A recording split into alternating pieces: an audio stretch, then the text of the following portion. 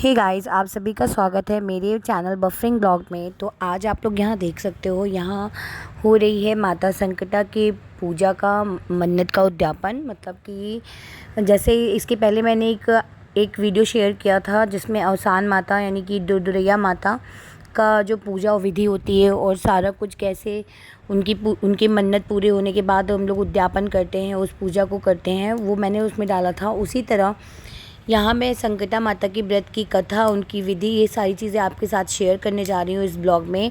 उसमें आप लोगों ने कम से कम 30,000 से 33,000 लोगों ने उस वीडियो को देखा था। मैं आशा करती हूँ आप लोग को ये वीडियो भी पसंद आएगा। तो देखिए, शुरू करते हैं इस पूजा को। तो सबसे पहले यहाँ पे भी सारी चीज़ें वैसी ही सेम होती हैं जैसे दुर्दैया माता और सान माता या दुर्दैया माता की पूजा में होती है। तो उसमें भी 7 ढेले लिए जाते हैं गंगा जी की मिट्टी के। तो यहाँ पे मैंने चौकी में 7 ढेले रख दिए थे। उसके बाद फिर इसमें जो सुहागिन औरतें होती हैं वो होती हैं 5, और एक वृद्धा औरत होती है और एक होती है कन्या, ठीक है, जिसकी शादी ना हुई हो। तो मेरे यहाँ हमेशा बहनों की शादी के पहले, लड़कियों की शादी के पहले, यहाँ तक कि लड़कों की भी शादी के पहले, आई थिंक ये दोनों व्रत का, इन दोनों पूजा का वो किया जाता है, उद्यापन किया जाता है। तो मेरी सिस्टर की शादी थी, आप लोग को पता ही होगा। तो ये बहुत पहले का ही ब्लॉग है, बट मैंने एडिटिंग नहीं की थी, तो अभी मुझे टाइम मिला था तो मैंने सोचा यही आप लोग के साथ शेयर कर देती हूँ। तो यहाँ पे वैसे नॉर्मल जैसे पूजा करते हैं उसी तरह ये 7 डेलियों की पूजा करते हैं, जल चढ़ा के और भगवान जी को वस्त्र पहना के, उनको सिंदूर लगा के, ऐपन लगा के, माला, फूल, दिया बत्ती सब कुछ वैसे ही करते हैं जैसे अवसान माता में किया जाता है। बस डिफरेंस ये होता है कि उसमें लाई, चना, गुड़ और पेड़े का मतलब वो दिया जाता है सब औरतों को।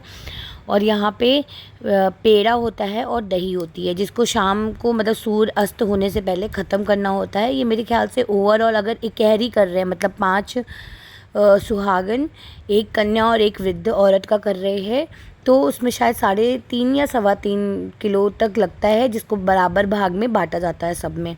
और अगर दोहरी कर रहे हैं तो ये सारी चीज़ें डबल डबल रिपीटेड हो जाती हैं। तो ऐसे होता है ये माता संकटा जी का पूजन, व्रत, सारा कुछ। तो आप देख सकते हो। और उस दिन जब दुर्दैया करते हैं वो होता है बृहस्पतिवार को, और ये किया जाता है शुक्रवार को। तो इस दिन रेड कलर की साड़ी वगैरह पहनी जाती है और उसमें येलो कलर पहना जाता है। तो ये हमारे मायके में हमेशा होता है, ससुराल साइड नहीं होता। तो मैंने सोचा ये भी आप लोग के तक, मैंने एक छोटा ब्लॉग शेयर किया था संकटा माता का, बट वो शायद इतना डिस्क्रिप्शन में नहीं था। यहाँ पे मैंने थोड़ा फास्ट फॉरवर्ड लगा दिया था क्योंकि ये ब्लॉग बहुत ही ज़्यादा लॉन्ग हो जाता है और आप लोग बोर हो जाते हैं। तो यहाँ आप देख सकते हो 1 बाय 1 सब चीज़ें चढ़ाई जाती हैं। हर औरत, हर मतलब जितने यहाँ पे बैठे रहते हैं वो सब 1 बाय 1 चीज़ों को चढ़ाते हैं।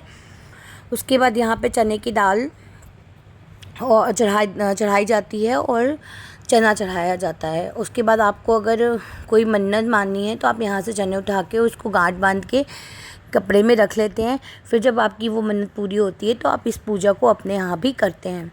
तो यहाँ पे ऐसे सारी सुहागिन को जिमाया जाता है, मतलब उनको ये पेड़े और दही दिया जाता है उनके हाथ में। तो 1 बाय 1 सब लोग को मैं दूंगी, फिर सब लोग मुझे देंगे, ऐसे होता है। मतलब जो इस व्रत को स्टार्ट करता है करना, इस व्रत को, और सुबह इसमें ना आप एक दिन पहले से ही सबको बता देते हो कि कल हमारे यहाँ इसका जो है संकटा माता का व्रत का वो है, उद्यापन है, तो आप लोग आइएगा मन्नत का। तो फिर उसमें सुबह से मॉर्निंग से बिना पानी के रहते हैं, इसलिए इसको जल्दी जल्दी सब लोग इस पूजा को कर लेते हैं, तभी कुछ खा पी सकते हैं। तो यहाँ देखिए हम आरती कर रहे हैं। तो आरती करने के बाद फिर पूजा जो है वो व्रत कथा पड़ेगी।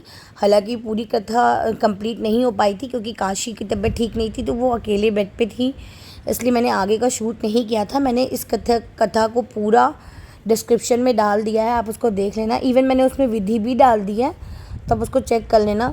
और मैं आशा करती हूँ आप लोगों को ये ब्लॉग पसंद आएगा और माता रानी की कृपा आप सब पे भी ऐसे ही बरसे और आप लोग की भी सारी मनोकामना पूरी हो। मैं यही भगवान से मन्नत मानती हूँ। और मैं आगे यही कहना चाहूँगी कि आप लोग प्लीज़ मुझे सपोर्ट करिए, मेरे ब्लॉग को जितना हो सके उतना अपने फ्रेंड रिलेटिव के साथ शेयर करिए और कमेंट ज़रूर करिए अगर आप लोगों को इसमें कुछ भी अच्छा लगता है।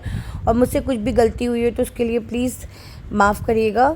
क्योंकि इतना कुछ मुझे नॉलेज नहीं है। तो यहाँ पे जैसे सिंदूर वगैरह है और चूड़ी है, ये सारी चीज़ें जो सुहाग की होती है ना, वो सब कुछ चढ़ाई जाती है। उसके बाद उसमें से उठा करके सबको लिया जाता है। तो ये देखिए मैं यहाँ पे सबको दे रही हूँ, सबकी मतलब कि आँचल में।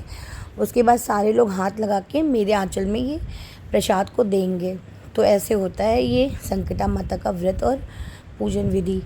तो फिर मैं वही बात कहूँगी कि अगर आप लोग को ये ब्लॉग अच्छा लगे तो प्लीज़ इसको शेयर करिएगा। और अगर आप लोगों को कुछ भी क्वेरीज़ लेनी है तो कमेंट सेक्शन में जाके कमेंट ज़रूर करिएगा। मिलते हैं किसी नेक्स्ट ब्लॉग में, तब तक के लिए आप कथा भी सुन लीजिए। रमानाथ व जीविका के लिए परदेश चला गया। पुत्र के विदेश गमन पश्चात उसकी बूढ़ी माँ बहुत ही चिंतित एवं दुखी रहती थी। उसकी चिंता का विशेष कारण यह था कि उसके पुत्र वधू पतोहू उसे नित्य खरी खोटी सुनाया करती थी। इसलिए बुढ़िया प्रतिदिन अत्यंत चिंतित और उदास भाव के साथ से घर के बाहर स्थित एक कुएं की जगह पर बैठकर आंसू बहाया करती थी। बुढ़िया का यह कर्म बराबर चलता रहा। एक दिन उस कुएं में से दिए की माँ नामक एक स्त्री निकली और उसने बुढ़िया से पूछा, ओ बुढ़िया माँ, तुम इस तरह से बैठकर नित्य प्रति क्यों रोती रहती हो? तुम्हें किस बात का कष्ट है? तुम अपना दुख मुझे बताओ, मैं तुम्हारे दुख को दूर करने का भरसक प्रयत्न करूंगी। बुढ़िया ने उस स्त्री से ऐसे प्रश्न सुनकर भी उसका कोई जवाब नहीं दिया और उसी तरह रही हो। सचमुच ही तुम मेरा दुख जान लेने से पश्चात उसे दूर कर सकोगी? बुढ़िया की यह बात सुनकर की माँ ने उसे उत्तर दिया, मैं अवश्य तुम्हारे कष्टों को दूर करने का प्रयत्न करूंगी। बुढ़िया ने दिए की सो गाइस, आगे की कथा जो है वो डिस्क्रिप्शन बॉक्स में दे दिया था, क्योंकि काशी की तबीयत ठीक नहीं थी और इस व्रत के दौरान जब तक कथा पूरी नहीं हो जाए कोई उठता नहीं है, तो इसलिए मैंने आगे का शूट नहीं किया। आप लोग डिस्क्रिप्शन में जाके देख लीजिएगा।